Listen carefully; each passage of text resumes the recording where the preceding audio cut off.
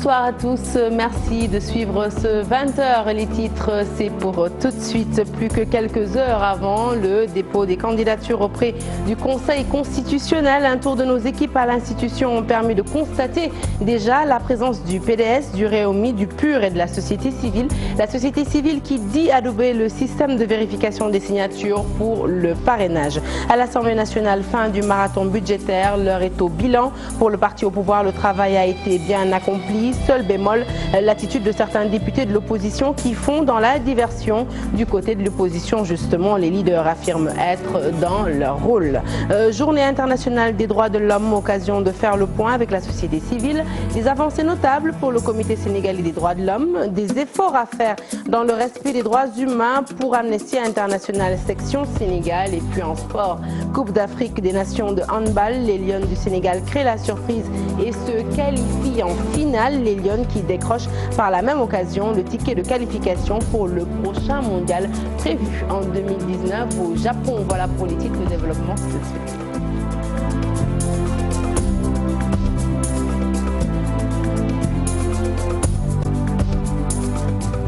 Bonsoir à tous. Je vous l'annoncer donc tout de suite en titre. Le dépôt des candidatures à l'élection présidentielle 2019 a démarré depuis ce matin et se poursuit jusqu'à minuit aujourd'hui. La clôture est prévue le 26 décembre prochain. Une équipe de la rédaction a fait un tour au Conseil constitutionnel. Sur place, quelques mouvements constatés, notamment ceux du PDS, du Réumi, du PUR, qui sont venus pour préparer leur dépôt de candidature. Le Parti démocratique sénégalais a même déclaré le nom de sa coalition que je vous invite à découvrir dans ce reportage. Il est signé Cheikh Diop.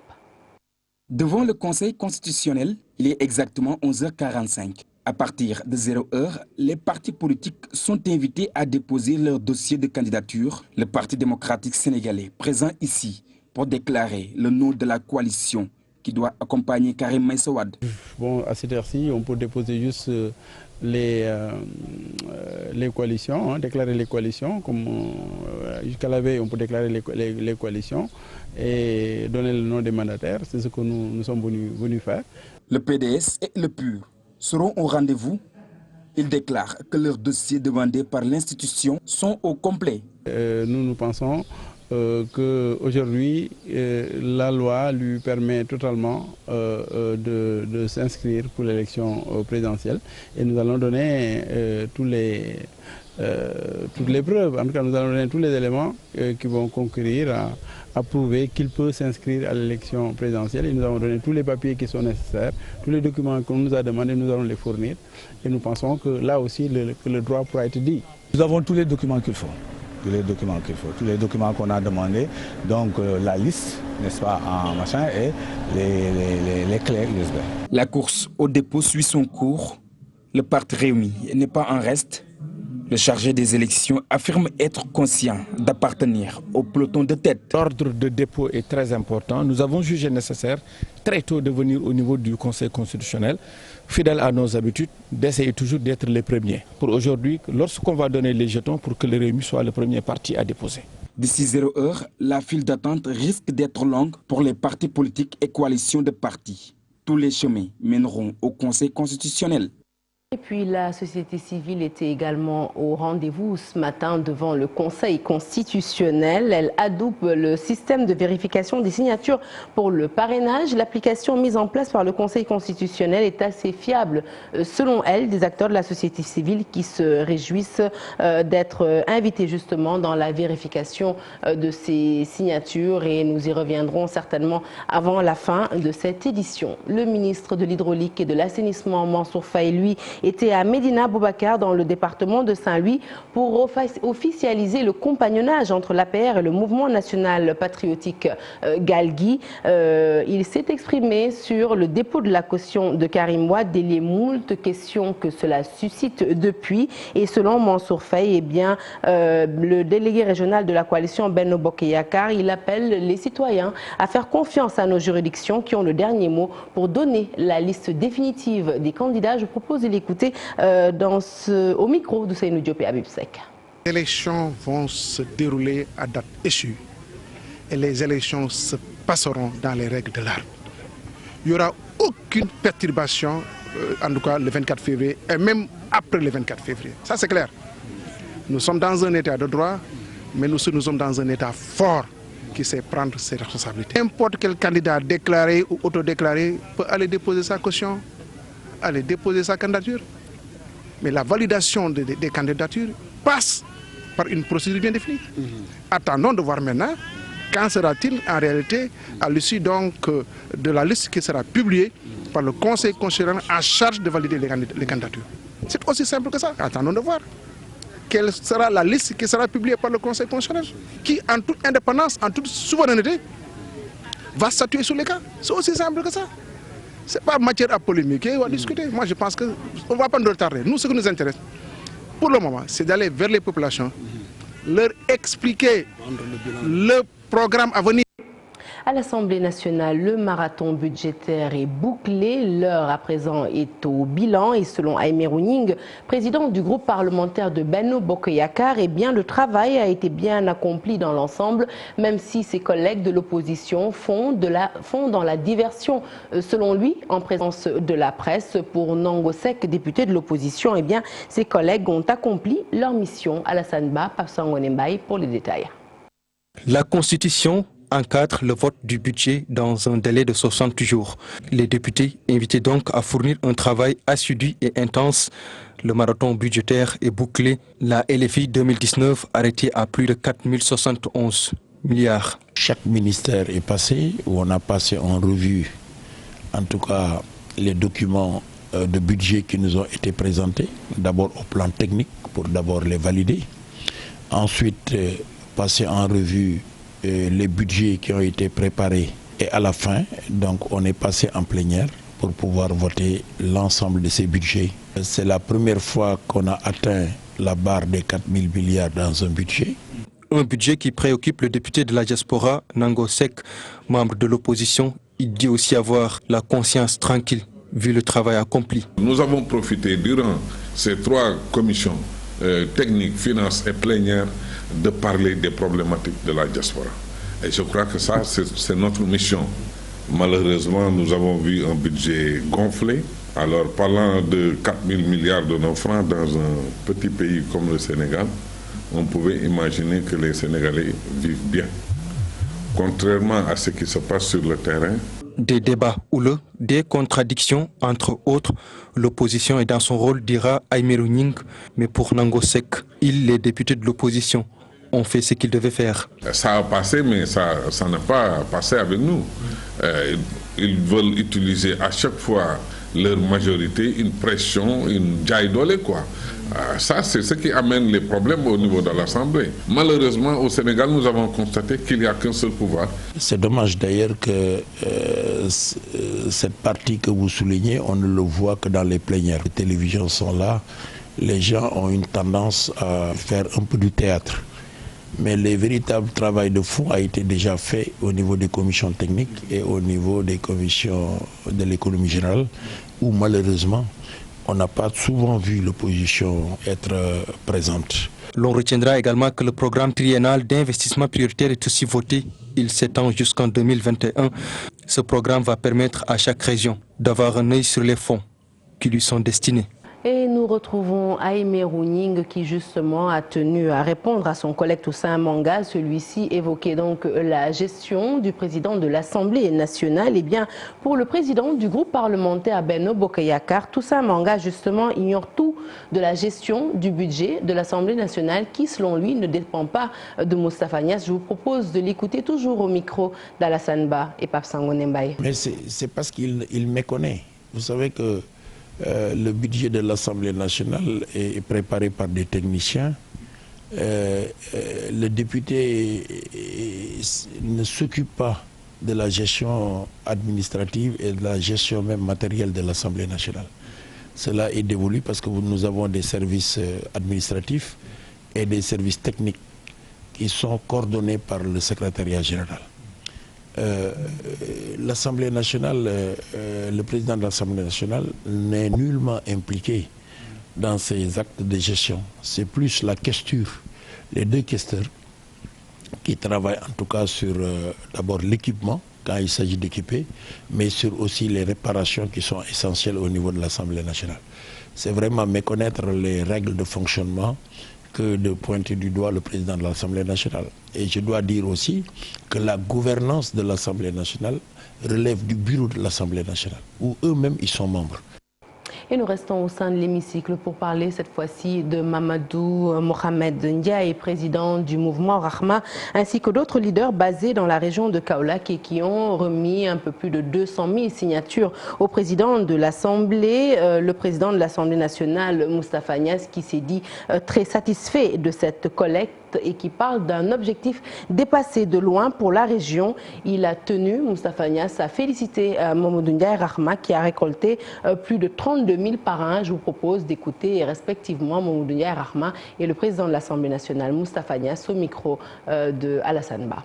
président Niasse wax na léegi mu ne li nga xam ne moom la ñu jàppoon ci li war a woote ci région de Kaolack dépassé nañ ko à 100. Le président Moustapha Niasse l'a dit tout à l'heure, nous avons dépassé de loin l'objectif qui nous a été fixé à 120% même, je dirais. Cela montre tout simplement que la région de Kaolack est déjà acquise. Oui, bien sûr.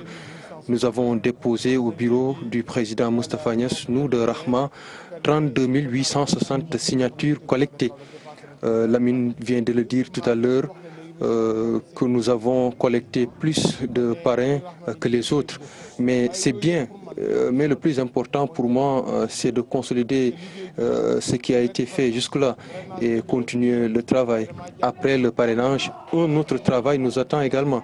Nous devons encore descendre sur le terrain, parler aux populations, les faire comprendre également le bilan du président Macky Sall. Parce que li mu liggéey ci Sénégal day na ko sëkk bilan pour mu dem élection. Ku gis congrès d'investiture bi mu am beneen candidat mënu ko am Sénégal. Vous avez vu l'investiture du président Macky Sall la fois passée. Aucun autre candidat à la candidature ne peut l'avoir. Mais bien sûr, c'est Dieu qui lui a donné ça. Mais personne n'y peut absolument rien. Concernant le parrainage, je peux dire que Kaolack s'est vraiment illustré. On nous avait fixé 193 209 signatures. On est à 204 476 parrains collectés. Ce qui veut dire tout simplement que l'objectif est dépassé de loin. 476. Allez, direction le sud à présent pour parler du sit-in des populations de Kanten qui disent résister à des projets nébuleux d'expropriation de leurs champs. Ces populations qui disent habiter sur site depuis près de 40 ans ont décidé de ne pas céder à la pression. Ils s'en expliquent au micro de Boubacar Diassi et Lamine Mandian. Nos champs sont multidivisés, sont découpés, soi-disant HLM. Après HLM, c'est la SDE, 25 hectares vendus à la SDE. On voyait des gens qui venaient enterrer, délimiter, enterrer les bornes. Nous avons dit non, nous avons rejeté cette demande, cette démarche. Après, c'est le Brofay aussi qui délimite de l'autre côté, soi-disant un projet d'habitat. Nous nous sommes opposés à ce projet également. Jusqu'à présent, maintenant c'est le lotissement, dont on ne sait même pas d'où ça vient. Qu'est-ce qui crée ce lotissement-là? Autour de quoi? Sans consultation, sans rien. Et que nous exploitons la terre là depuis 40 ans. Nous ne sommes pas d'accord, nous ne serons jamais d'accord. Un lotissement normal, nous sommes d'accord ici, de Ziguinchor jusqu'en Pâques, tout ça c'est Ziguinchor. Mais qu'on nous trouve sur place, qu'on sache notre valeur, ce que nous avons contribué, ce que nous sommes en train de faire. C'est là-bas que nous gagnons notre vie depuis 82 à nos jours. Alors, nous vivons de la culture. Si un paysan ne cultive pas, où est-ce qu'il va aller? Je vous l'annoncer en titre aujourd'hui et célébrer le 70e anniversaire de la Déclaration universelle des droits de l'homme, une occasion de faire le point sur la situation des droits de l'homme dans notre pays. Eh bien, les droits de l'hommistes ne semblent pas être sur la même longueur d'onde à côté des avancées notables soulignées par le président du Comité national des droits de l'homme, Maître Papsen. Eh bien, Seydi Gassama d'Amnesty International déplore, lui, des retards constatés dans le respect des droits humains. Un reportage signé Koumba Amadlo. 70 ans après la Déclaration universelle des droits de l'homme, au Sénégal, la situation est toujours contrastée. Les droits de l'homiste ne sont pas sur la même longueur d'onde. Lors du dernier passage du Sénégal devant le groupe de travail de l'examen périodique universel, passage auquel il présentait son rapport national devant ses pairs, le Sénégal a été plébiscité. Plébiscité pour les nombreux efforts et les réformes qu'il a entreprises en matière de protection et de promotion des droits de l'homme. Chaque année, depuis en tout cas une dizaine d'années maintenant, nous constatons qu'il y a entre 3 et 5 Sénégalais qui décèdent dans des brigades de gendarmerie, qui décèdent dans des commissariats de police après des actes de torture. C'est des manquements extrêmement graves, des atteintes au droit à la vie, contre lesquels malheureusement le gouvernement ne fait absolument rien du tout. Sur la question des droits des enfants et des conditions de détention des prisonniers, des efforts sont consentis. Le gouvernement du Sénégal est en train de faire des efforts pour améliorer tant soit peu la situation des détenus. D'abord, il y a la pécule journalière qui passe aujourd'hui à 1000 francs. C'est un pas en avant. Tout récemment, le président de la République a pris une décision sur le retrait des enfants de la rue. Cette mesure avait commencé à être mise en œuvre. Malheureusement, par moment et par endroit, il y a eu des difficultés, mais cela a été relancé. Toutefois, des défis restent à relever. En ce qui concerne les droits civils et politiques, comme je vous l'ai dit, elle ne demande pas de moyens financiers pour être mise en œuvre. Pour mettre le droit à la santé, le droit à l'éducation, le droit au logement, il faut des ressources. Mais pour mettre fin à la torture, il faut la volonté politique. Si au bout d'1 an ou 2 ans, on dit qu'on a retiré 2000 enfants de la rue, 2000 enfants sur à peu près 20 000 dans tout le Sénégal, je crois que c'est une farce. C'est une farce. À partir du 1er janvier 2019, le Sénégal va présider le Conseil des droits de l'homme de l'ONU pour une durée de 2 ans. Une avancée importante pour bon nombre des défenseurs de droits de l'homme. Et après avoir écouté les membres de la société civile, la parole aux citoyens à propos de cette journée internationale des droits de l'homme, eh bien, nombreux sont les citoyens sénégalais qui pensent qu'il reste beaucoup de choses à faire dans le domaine, les droits à l'équité, à l'égalité et à l'éducation. Parmi leurs préoccupations, un micro-trottoir signé Maïmouna Ndiaye.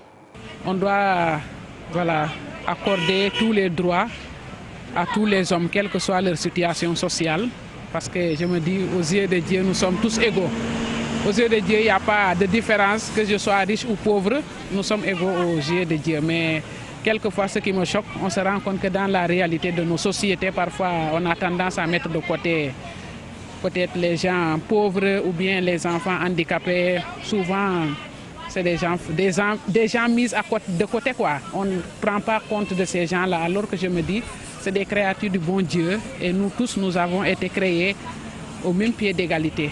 Je pense que l'homme aura le droit de s'exprimer, d'avoir un salaire après avoir travaillé dur. Il n'y a pas de problème de droit de l'homme. Les droits de l'homme sont respectés, quoi.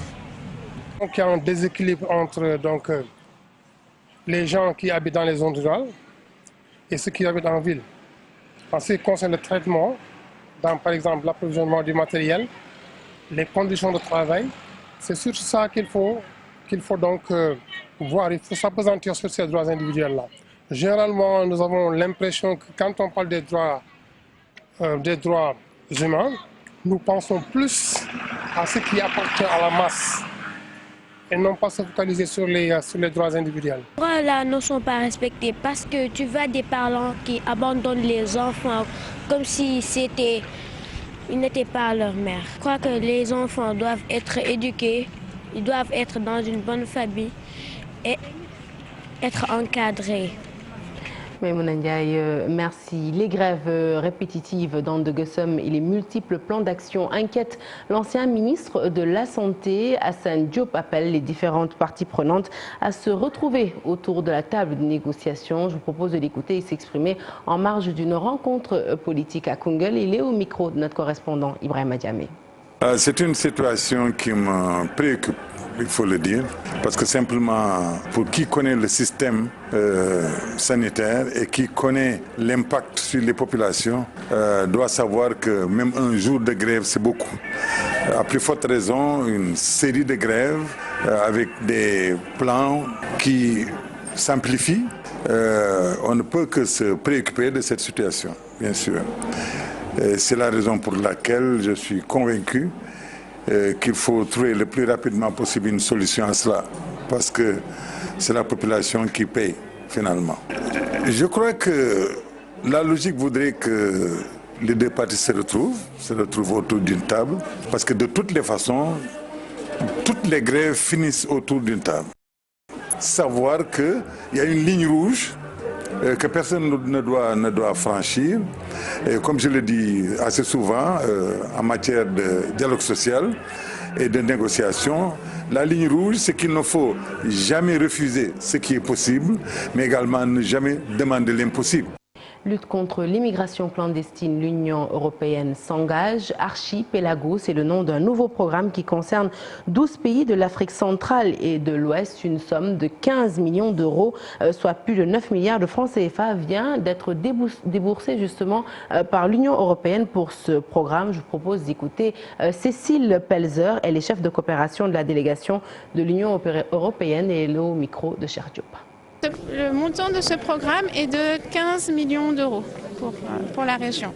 Mais ce programme vient s'ajouter à beaucoup d'autres projets. Par exemple, pour parler du Sénégal, nous avons déjà tout un portefeuille de projets au Sénégal pour développer l'emploi, pour la formation professionnelle, pour l'entrepreneuriat. Nous et d'autres partenaires. Et ensemble, je crois que nous proposons un ensemble complémentaire et cohérent avec un objectif commun, vraiment d'aider les jeunes de la région à trouver de l'emploi et à pouvoir, comme on dit en Wolof, réussir ici, tekifi, réussir ici et ne pas être obligé de partir, comme vous savez, dans des conditions très risquées, très dangereuses pour prendre des risques qui peuvent très très mal se terminer, comme vous savez. Donc l'idée, c'est vraiment de les aider à réussir là où ils sont. Et nous restons justement avec ce fléau qui est l'immigration clandestine et qui frappe de plein fouet la région de Matam, mais qui pourrait être bientôt un mauvais souvenir avec les 850 millions octroyés par la délégation à l'entrepreneuriat rapide de ce financement, un moyen de lutter contre la pauvreté mais aussi l'insécurité alimentaire. Toutefois, les autorités de l'ADER appellent les bénéficiaires à rembourser les prêts pour permettre à d'autres d'en bénéficier. Un reportage signé par Faraning. Une aubaine pour la jeune région de Matam avec ce financement de l'ADER. L'immigration clandestine qui secoue la localité sera très réduite. Un moyen aussi de lutter contre la pauvreté et l'insécurité alimentaire. C'est un programme extrêmement important dans le cadre d'abord de la lutte contre la pauvreté, mais dans le cadre également de la lutte contre l'insécurité alimentaire, surtout également dans le cadre de l'autonomisation de nos femmes et de nos jeunes. Donner à une femme 1 million ou 2 millions ou 3 millions pour qu'elle travaille, c'est très important. Je pense que, Inch'Allah, dans un an, quand on va évaluer, on verra que beaucoup de femmes et de jeunes de la région de Matam sont devenus millionnaires. Une enveloppe de 600 millions à la base, revue à la hausse grâce à un plaidoyer du gouverneur. Une hausse permettra à la région de Matam d'avoir un nouveau départ. Nous avons, avec l'autorisation du président de la République, son Excellence M. Macky Sall, augmenté de 250 millions cette enveloppe pour nous situer aujourd'hui à 850 millions de francs CFA qui sont répartis entre les différents départements Kanel, Ourossogui et Matam et soit situés aussi dans plusieurs secteurs tels que l'agriculture, l'élevage, la pêche, l'économie numérique et tout ce qui est transport. Le remboursement est un aspect important pour pérenniser ce programme. Les autorités régionales donnent des garanties pour le suivi. Le premier appel, c'est l'appel au sérieux dans le cadre de la mise en œuvre de leur projet. Deuxièmement, je voudrais en tout cas appeler les uns et les autres qui ont bénéficié de ces ressources publiques à veiller au remboursement. De toute façon, ils ne pourront pas faire autre chose que de rembourser, tel que le processus et le système sont mis en place avec donc les institutions financières présentes dans la région.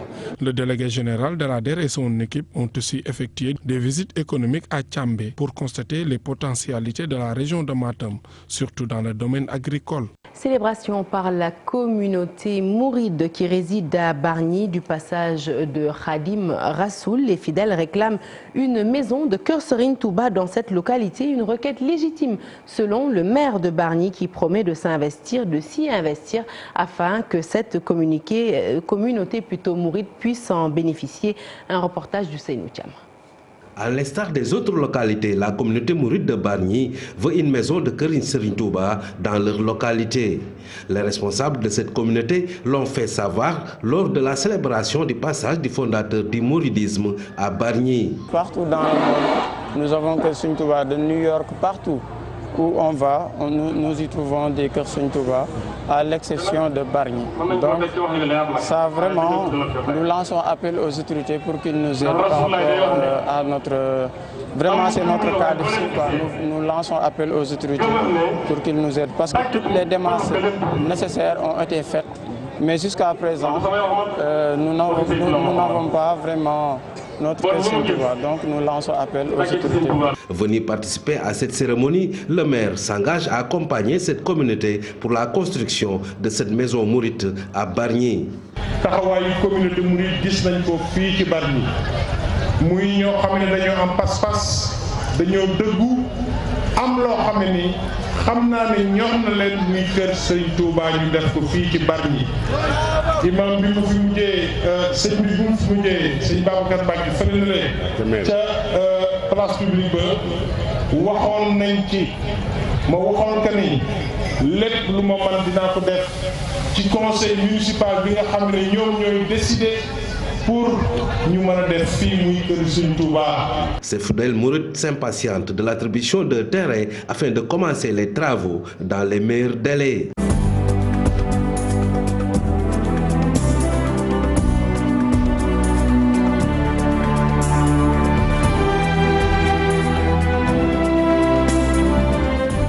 Page des sports avec du handball et les Lionnes qui créent la surprise et se qualifient en finale. Elles ont battu cet après-midi les Congolaises, hôtes du tournoi, 22-21 en demi-finale. Un succès qui qualifie également l'équipe nationale du Sénégal handball dames au prochain mondial qui se déroulera au Japon l'année prochaine. Une première pour les Lionnes qui joueront donc en finale de la CAN ce mercredi. Les vainqueurs de l'autre demi-finale entre Camerounaises et Angolaises.